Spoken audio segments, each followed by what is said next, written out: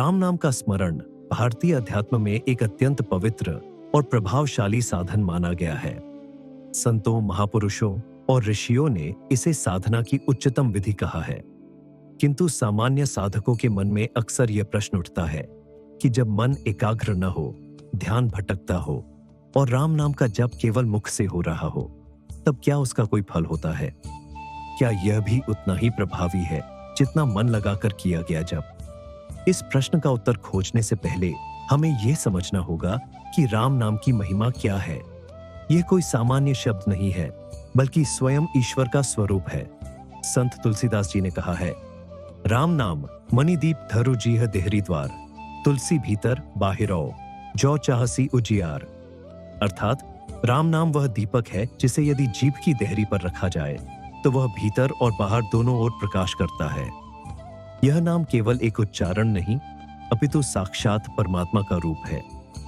अब यदि हम इस पर विचार करें कि क्या बिना मन लगे नाम जपने से कोई लाभ होता है, तो उत्तर है हाँ, होता है। नाम का प्रभाव केवल मन के लगने पर निर्भर नहीं करता। यह कोई मनोवैज्ञानिक अभ्यास नहीं है जिसमें केवल भावनाएं या एकाग्रता ही परिणाम निर्धारित करती है। राम नाम की शक्ति इतनी असीम है कि वह अपने आप में फलदायक है।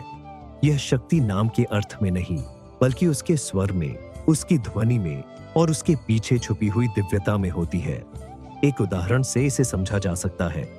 मान लीजिए कोई व्यक्ति बीमार है और डॉक्टर ने उसे एक औषधि दी है। यदि वह व्यक्ति बिना मन लगाए भी वह दवा लेता है तो दवा का असर तो होगा ही। हाँ, यदि वह मन से, विश्वास से दवा लेता है तो संभव है लाभ शीघ्र हो और अधिक हो, किंतु बिना मन के भी दवा अपने प्रभाव को नहीं खोती।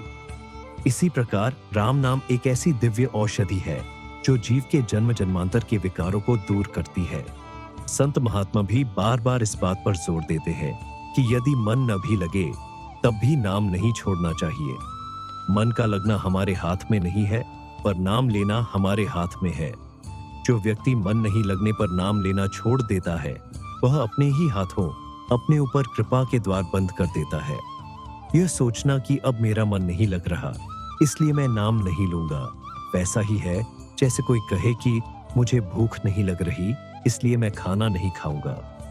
कुछ समय तक ऐसा चल सकता है, परंतु शरीर क्षीण होने लगेगा। एक और दृष्टिकोण से देखें तो जब मन नहीं लग रहा होता है, तभी सबसे अधिक आवश्यकता होती है कि नाम का सहारा लिया जाए, क्योंकि यही वह समय होता है जब व्यक्ति विकर्षणों से घिरा होता है, जब भीतर से शांति नहीं मिल रही होती, जब दुनिया की चंचलता और वासनाएं मन को घेर रही होती है। ऐसे समय में राम नाम का जप एक रक्षा कवच बन जाता है। यह धीरे धीरे मन को शांत करता है, उसे दिशा देता है और अंततः उसी मन को राम में लगाता है। नाम की महिमा इतनी है कि गोस्वामी तुलसीदास जी कहते हैं, नामो लेत भव सिंधु सुखाई, अर्थात नाम लेते ही भवसागर सुख जाता है। फिर चाहे नाम जपते समय भाव रहे या न रहे, एकाग्रता हो या न हो, उसका प्रभाव तो होता ही है।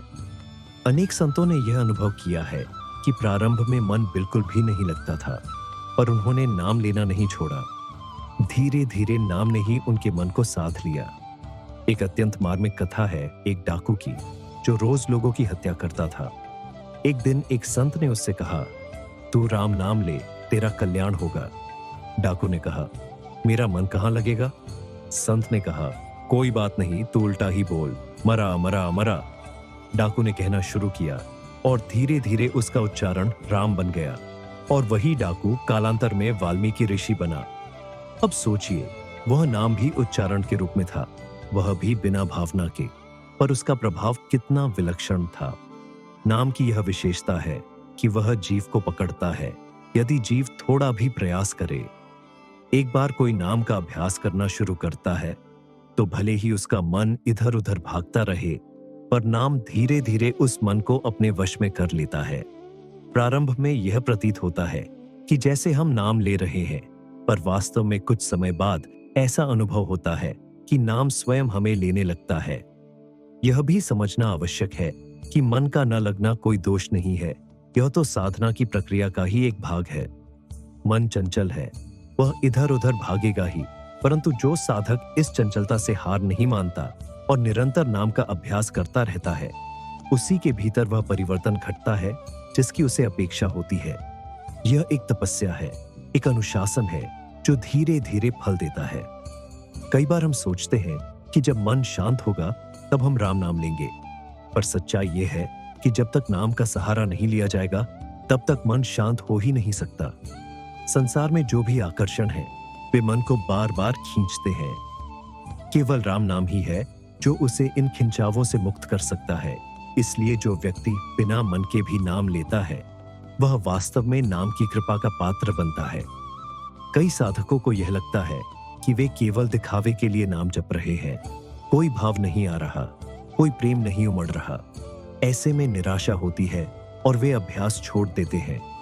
लेकिन यह समझना अत्यंत आवश्यक है कि नाम अपने आप में पूर्ण है। हम उसमें क्या जोड़ सकते हैं? हमारा मन लगे या न लगे, राम तो पूर्ण है। उनके नाम में भी वही पूर्णता है। एक छोटा सा बच्चा जब माँ कहता है तब उसकी पुकार में कोई विशेष व्याकरण, शब्दों की सुंदरता या भावों की गहराई नहीं होती, फिर भी माँ दौड़ी चली आती है। ठीक वैसे ही जब कोई साधक राम का नाम लेता है तो वह पुकार भगवान तक पहुंचती है। वह यह नहीं देखते कि भावना कितनी थी, बल्कि यह देखते हैं कि पुकार थी या नहीं। राम नाम एक ऐसी लौ है जो अंधकार में भी जलती रहती है। यह वह दीपक है जो स्वयं प्रकाशित करता है और साधक को भी प्रकाशमय करता है। जो लोग कहते हैं कि जब मन लगे तभी नाम ले, वे वास्तव में उस रहस्य को नहीं समझ पाते जो नाम में छिपा है। यदि यह नियम होता कि केवल मन लगने पर ही नाम फलित होगा तो कितने ही लोग वंचित रह जाते। क्योंकि मन तो स्वभाव से चंचल है, वह हर किसी के वश में नहीं होता। किंतु भगवान की कृपा यह है कि उन्होंने यह नियम नहीं रखा। उन्होंने कहा, तू बस नाम ले, मैं बाकी सब कर लूंगा। यह भी ध्यान देने योग्य है कि मन के लगने और न लगने की स्थिति स्थायी नहीं होती। यदि आप नियमित रूप से नाम जपते हैं तो कभी कभी मन पूरी तरह लग जाएगा, कभी नहीं लगेगा, कभी बीच बीच में भटक जाएगा। यह बिल्कुल सामान्य है। यह एक तरह का अभ्यास है, जैसे कोई व्यक्ति संगीत सीखता है। प्रारंभ में स्वर नहीं मिलते, लय टूटती है, पर अभ्यास से वही गायक एक दिन सुरों का साम्राज्य रच देता है। राम नाम जप में भी यही बात है। अभ्यास ही सबसे बड़ी पूंजी है। आप चाहे एक दिन, एक हफ्ता या एक महीना नाम लें और मन न लगे, कोई बात नहीं। लेकिन यदि आप वर्षों तक लगातार नाम लेते रहे तो देखिएगा कि वह नाम आपके जीवन को कैसे रूपांतरित कर देता है। शब्द केवल ध्वनि नहीं होते, वे ऊर्जा होते हैं। राम नाम एक विशेष प्रकार की दिव्य ऊर्जा है जो उच्चारित होते ही वातावरण को पवित्र करती है, साधक के चित्त को स्पर्श करती है और धीरे धीरे भीतर एक शांति, स्थिरता और आनंद का संचार करती है। यह प्रभाव तत्काल न दिखे तो भी होता अवश्य है। अंत में यह कह सकते हैं कि बिना मन के राम नाम लेने से लाभ अवश्य होता है। यह नाम अपने आप में चैतन्य है, वह साधक को संभाल लेता है। मन का काम है भटकना, लेकिन साधक का काम है अभ्यास करना। आप मन से मत हारिए, नाम से जुड़िए। नाम वह सेतु है जो मनुष्य को भगवान तक पहुंचाता है, चाहे वह तैरना जानता हो या नहीं। इसलिए कभी भी यह मत सोचिए कि मन नहीं लग रहा इसलिए नाम लेना व्यर्थ है। नहीं, बल्कि जब मन न लगे तब और भी अधिक नाम लेना चाहिए, क्योंकि यही वह समय है जब नाम आपको थामेगा, आपको उठाएगा और आपको वहां ले जाएगा जहां आप स्वयं भी नहीं पहुंच सकते, अपने भीतर के राम के पास। अगर आपको ये वीडियो अच्छा लगा हो तो इसे लाइक करें, शेयर करें और चैनल को सब्सक्राइब करें ताकि आप तक ऐसे ही ज्ञानवर्धक वीडियो आते रहे। जय श्री राम।